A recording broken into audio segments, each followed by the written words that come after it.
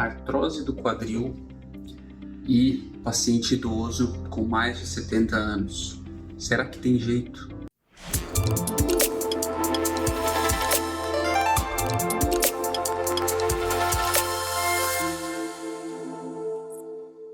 Olá, meu nome é Fernando Portillo Ferro, sou médico, ortopedista, focado, especializado, concentrado nas doenças do quadril.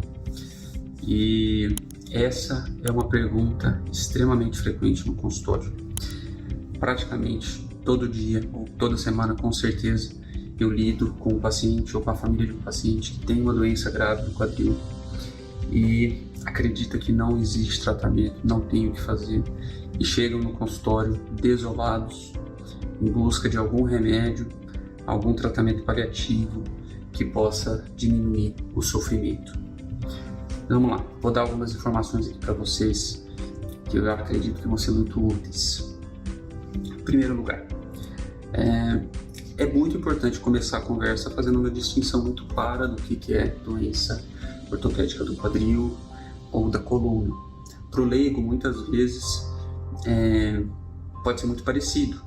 A região do corpo que o leigo frequentemente chama de quadril é a região de transição entre a coluna lombar e a bacia.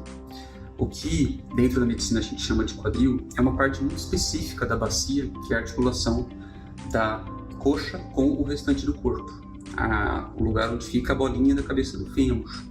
Então, isso é o que a gente chama de quadril do ponto de vista anatômico, do ponto de vista médico. As coisas que eu vou falar para vocês aqui são sobre o tratamento das doenças do quadril, não se aplica para as doenças da coluna.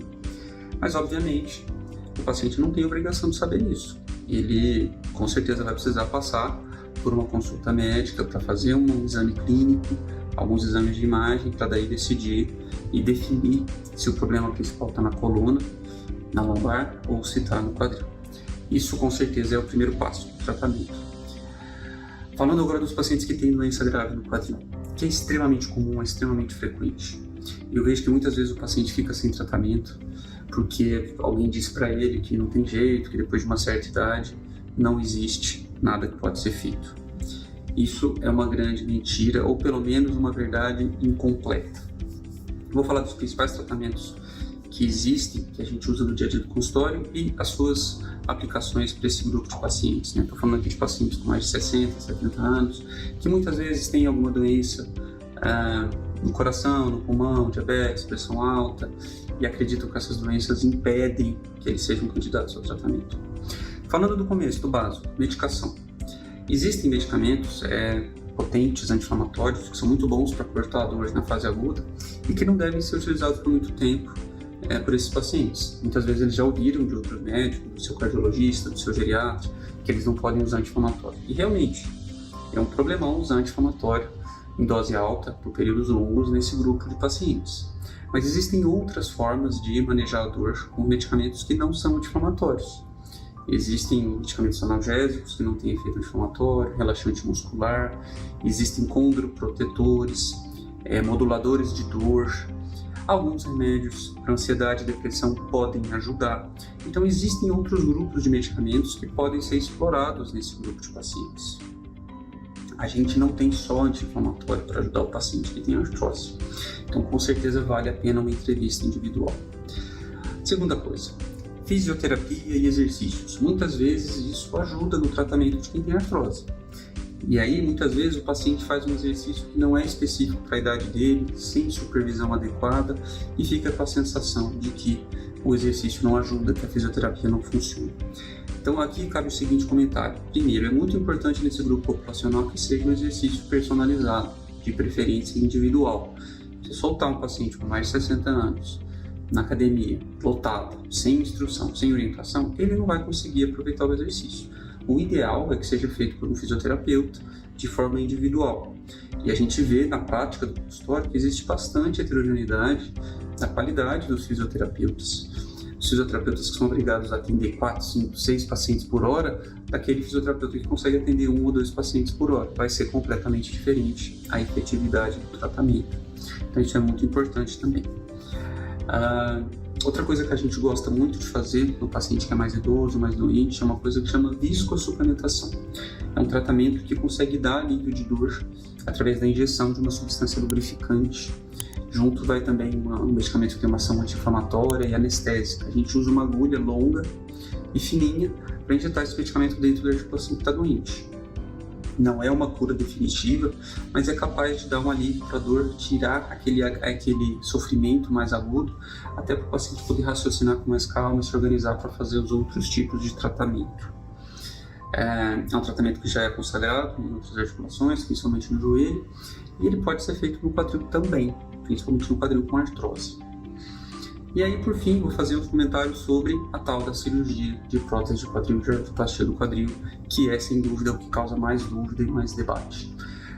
Ouço toda semana algum paciente me contando que já disseram para ele que a cirurgia é inviável, é impossível, que não é uma opção. E quase sempre essa informação está errada. Por quê? Por alguns motivos.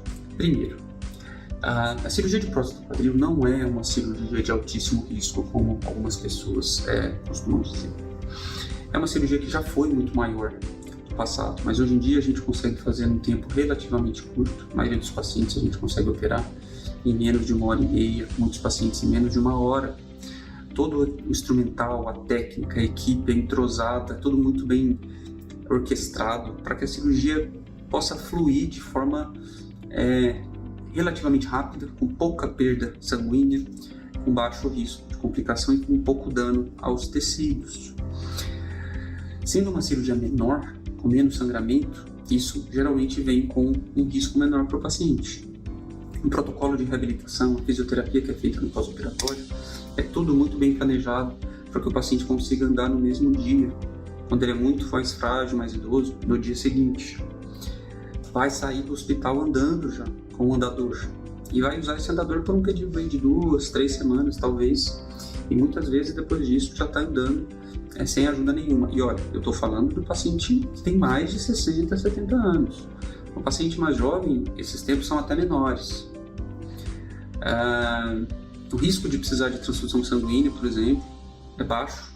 É muito raro a gente precisar de transfusão sanguínea num paciente que está fazendo a primeira cirurgia no quadril. Ah, doutor, mas é que eu tenho doença no coração, no pulmão, já coloquei stent na coronária, tem uma arritmia, será que essas coisas... É possível fazer a cirurgia nessas condições? E a resposta é sim. O grupo populacional que tem maior risco de complicações sérias com a cirurgia é aquele grupo de pacientes com insuficiência cardíaca grave, com uma capacidade funcional muito reduzida. Geralmente esses pacientes andam muito pouco por causa do coração, ficam na cadeira de rodas com falta de oxigênio, ou dependem do balão de oxigênio o tempo todo, ou estão acamados. Esse grupo de pacientes com cardiopatias graves, avançadas, que realmente são são os mais perigosos da gente fazer uma cirurgia eletiva, eles geralmente não se queixam tanto da dor da artrose, porque ele já está com tanta dificuldade para respirar. É um paciente tão grave que a artrose não costuma ser sintomática. O paciente que geralmente tem artrose sintomática, que dói, que incomoda, que traz o paciente no consultório de ortopedista é porque ele está andando, ele está tendo ainda alguma capacidade de deslocamento. E se o paciente tem um coração que é bom o suficiente para ele conseguir conversar, andar, sentir que aquele quadril está doente, muito provavelmente esse quadril aguenta uma cirurgia também. Na maior parte das vezes em que um paciente desse procura a gente no consultório, quando a gente faz uma avaliação completinha com os exames, a gente acaba chegando à conclusão de que ele tem uma capacidade cardíaca, talvez até reduzida, mas muitas vezes que é o suficiente para fazer a cirurgia com um nível razoável de segurança. Deixa eu explicar melhor isso para vocês. É óbvio que fazer uma cirurgia no paciente de 60, 70 anos não tem o mesmo nível de risco, de complicação de fazer uma cirurgia num paciente de 30 anos. O que eu estou querendo contar para vocês é que o nível de risco é perfeitamente aceitável, perfeitamente razoável, e a maior parte dos ortopedistas, cardiologistas e anestesistas, depois de fazer uma análise, acaba concordando que aquela cirurgia compensa para a maioria dos pacientes idosos que têm artrose. São raras as situações em que eu faço uma junta médica com a minha equipe de cardiologistas e anestesistas e realmente a gente chega na conclusão de que aquele paciente não vai ter condição de passar pela cirurgia. Na maior parte das vezes, depois de uma análise minuciosa, a gente chega à conclusão de que a cirurgia é tranquila, ela é viável, ela é razoavelmente segura, e na maior parte das vezes o paciente se recupera bem. É claro que muito de vez em quando a gente tem algum tipo de complicação e precisa correr atrás dessas complicações e ajudar as famílias, ajudar os pacientes, mas isso definitivamente não é a regra. A regra, o mais comum no consultório do ortopedista que faz quadril, é o paciente fazer a cirurgia, se recuperar bem, e aí no mês seguinte ele aparece no consultório para fazer aquele acompanhamento e fala pra gente: pô, doutor, por que você não me convenceu a operar antes? Imaginava que ia ser assim, tão tranquilo. E aí, é por isso que eu venho aqui gravar esse tipo de vídeo para vocês, para alertar que esse mito de que a cirurgia é impossível por causa da idade, ele quase sempre não está correto.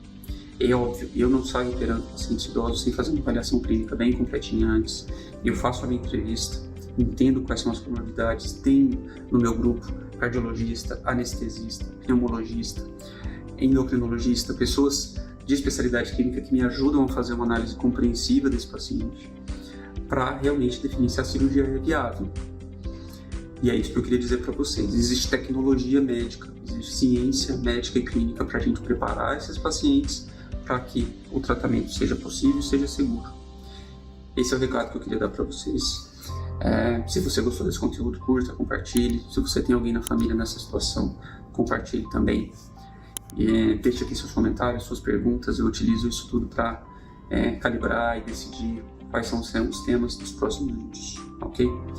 Um abraço e até o próximo.